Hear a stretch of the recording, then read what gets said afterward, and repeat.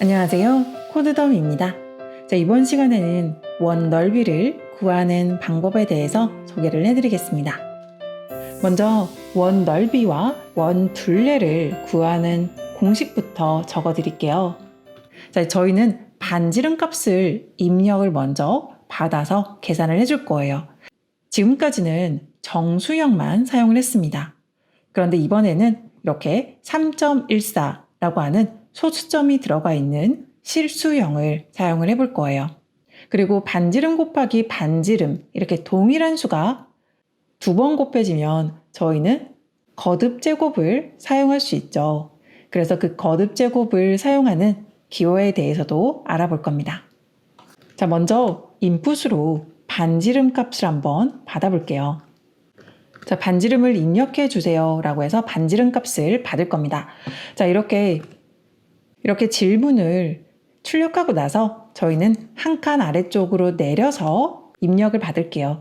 그래서 이전 시간에 사용했던 escape 시퀀스를 사용해서 이렇게 원화 표시 또는 역/n을 사용해 주시면 되세요. 자, 그리고 반지름은 숫자죠. 그래서 숫자 int형으로 변환을 해줄 거예요. 그래서 int 함수 내에 이렇게 인풋을 넣겠습니다. 자, 이렇게 들어온 값을 변수에 저장을 해야 되겠죠. 자, 저희는 r이라고 하는 변수를 만들어서 저장을 할게요. 자, 프린트해서 r을 한번 출력을 한번 해볼게요. 자, 반지름을 입력하세요 라고 해서 제가 3.5를 입력했어요. 자, 그런데 에러가 났죠. 왜냐면 int라고 하면 소수점이 없는 정수형을 뜻합니다. 저희는 소수점이 있는 실수형을 사용을 해야 되죠. 이렇게 들어오는 문자를 실수로 변환시켜주는 함수가 float예요.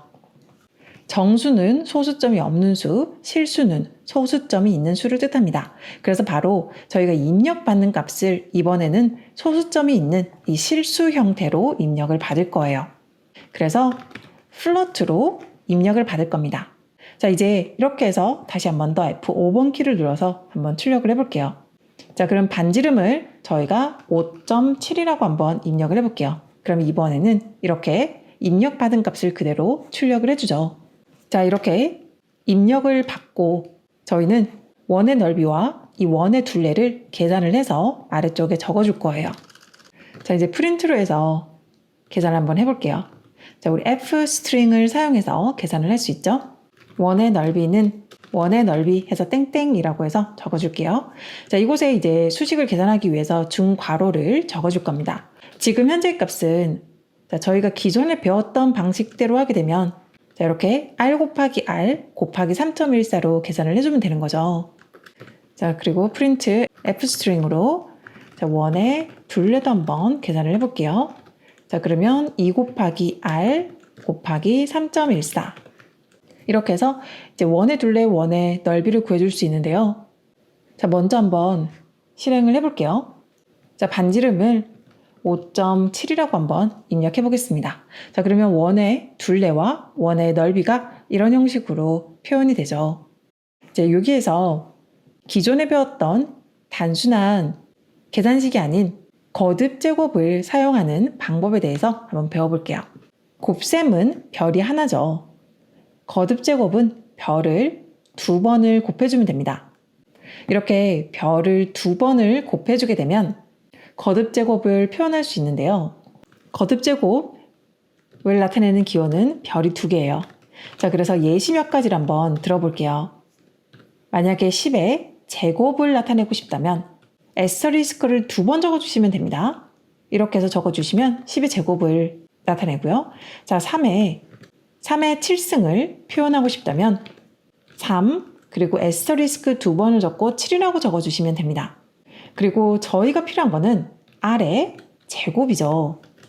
이렇게 r의 제곱을 표현하고 싶다면 r 에스터리스크 2번을 하고 2를 해주시면 돼요. 자, 그래서 저희는 이 구간에 r 곱하기 r이 아니라 이렇게 r의 제곱으로 한번 표현을 해볼게요. 그래서 r 에스터리스크 2번을 적어주면 제곱이 되는 거죠. 그리고 여기에다가 3.14를 곱해보겠습니다. 자, 이렇게 해서 이 위쪽 결과값과 아래쪽 결과값이 동일한지 한번 체크를 해줄게요. 5.2라고 한번 적어볼게요. 자, 이렇게 해서 원의 넓이를 구하는 아래쪽 거듭 제곱식을 사용했을 때와 동일하게 표현되죠. 소수점 자리가 많이 나오죠. 자, 저희는 소수점 단 2자리까지 제한해서 반올림을 해줘서 계산을 해줄게요. 자, 오늘은 저희가 거듭제곱 기호를 새롭게 배웠기 때문에 아래쪽 코드만 남겨놓고 이제 위쪽은 삭제를 해줄게요. 자, 그리고 반올림을 하기 위해서 이제 코드가 계속 너무 복잡해지죠. 자, 이 수식을 위쪽으로 빼내겠습니다. 자, 그래서 프린트 출력되는 값에 자, 기존 값을 변수로 빼서 변수를 사용해서 여기 담아줬습니다. 반올림을 할 때는 라운드라고 하는 함수를 사용해주면 됩니다. 이 라운드라고 하는 함수를 사용하고 반올림을 할 수를 적어주시고 그리고 컴마를 찍고 그 뒤쪽에 소수점 몇째 자리까지 표현할지 적어주시면 되세요.